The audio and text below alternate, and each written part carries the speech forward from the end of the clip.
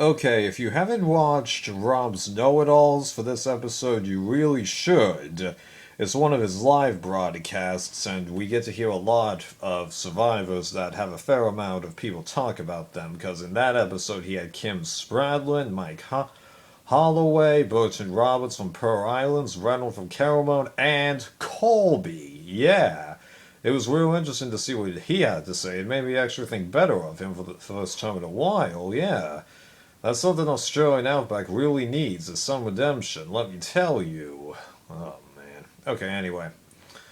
So that was actually an interesting episode. The game implodes and goes in ways that you necessarily wouldn't have thought, and then we got an interesting first, where somebody was unanimously voted out, but they played an idol, so their vote was the only one that counted. Finally! I've been waiting for that to happen for a long time.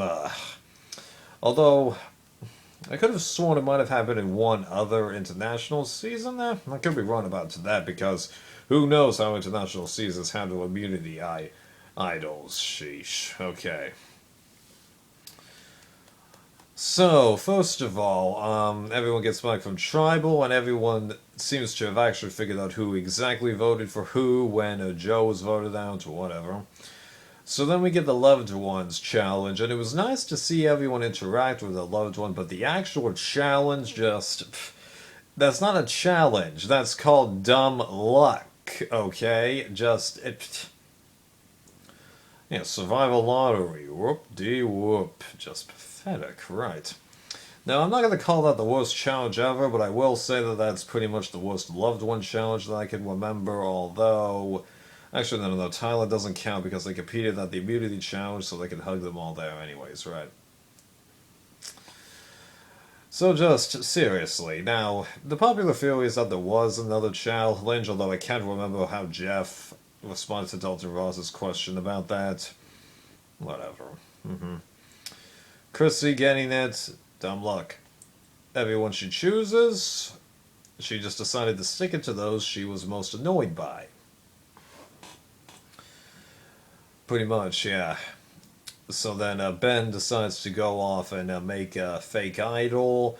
Well, given what ultimately happened, I was a lot less thrilled by it than what I was, but as I say, honesty seems to be the course. Everybody was telling each other everything. Now, I mean, like, I'm sure that people do rat each other's main movements or strategic decisions on the show. I'm sure they've done that in the past, but just the way it's done here, it's just like, okay, can no one keep their mouths shut, or is that just the norm for this particular group of people? Kind of like how in One World, the norm was for everybody to be kind of, well, odd in their behavior for the most part, for lack of a better idea, because I didn't hate One World, although on the rewatch, I'm sure that I won't like it nearly as much as I did the first time. Right. Shift angle. Yeah, that's better than I can see my eyes. Okay, so other things to mention. Devin being arrogant. Well, everybody has arrogant moments on a show like this, I think, and Rob and Steven made a good point that everybody has been getting good and bad moments this time, and everybody has some kind of argument behind them. Now, I personally don't want Mike or Chrissy to win, but they're still mattering, and that's good. So it goes to show that even though I don't have a huge person that I'm, oh my god, rooting for, it's actually been pretty interesting. Although I hope the penultimate episode picks the show up, but usually it doesn't. So, right. The immunity, honestly, I was just like, for some reason, I think one of the girls will win, and Ashley ended up winning once Devin threw it. Nice. Oh, and the new idol situation. Well, if you keep getting idols put in and then put out, I think production has illustrated that they want to keep contestants guessing because, sure, a lot of idols were played in HVV, but back then people relied on clues a lot more often, and that was when they first started always hiding them at camp with no exile island, so it was a different situation procedure. I know that that's a lot to think about, but I kind of am a Survivor expert. This is the only topic on this channel I'm comfortable, even remotely comfortable, using the term expert for. I'm not a Big Brother expert by any means. I've never watched the show as it aired, so... Okay. And then doing it in the halves bit, well... I wouldn't be too surprised if this was like Jeremy's second idol in Cambodia, where it's a situation where because Lauren found the first clue, only she can pick that up. But given how she was able to transfer it, yeah. And as for picking it out of the fire, well, as somebody pointed out in the Robin Stevens video, as long as it isn't Jeff that tossed it into the fire, I think you should still be able to pick it up. Right.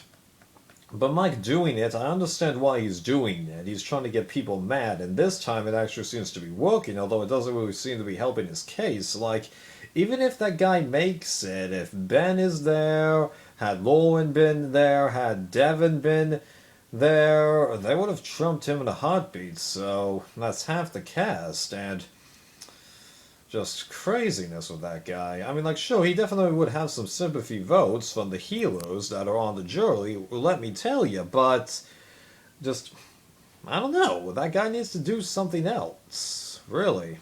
If they're going on the Ben vs. Lauren bit, well, because honesty is a big factor in this season, they put it quite plainly why it ended up being those two under the radar, chopping block, whatever metaphor you want to use, and then because Ben played his idol, and I was pretty surprised that everybody voted for him, I thought for sure somebody wouldn't have voted for him. Ryan voting for him didn't surprise me, because Devin went over and talked to him, and I think Ryan had done the math before. Yeah. So 4 votes for Ben, not a surprise. 6 votes, surprise. Right. So, going into next week, well, as I said, we need a little bit of a pick-me-up for this show. Is anyone safe? I think Ryan's safe, but that's about it. Everybody else needs to at least do something.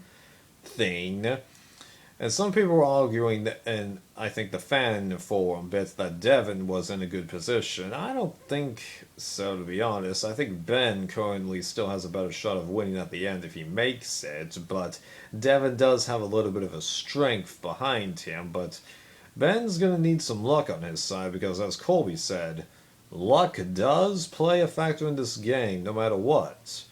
And as I said before, everybody could have turned against Rob, Coach, and Kim. They just chose not to.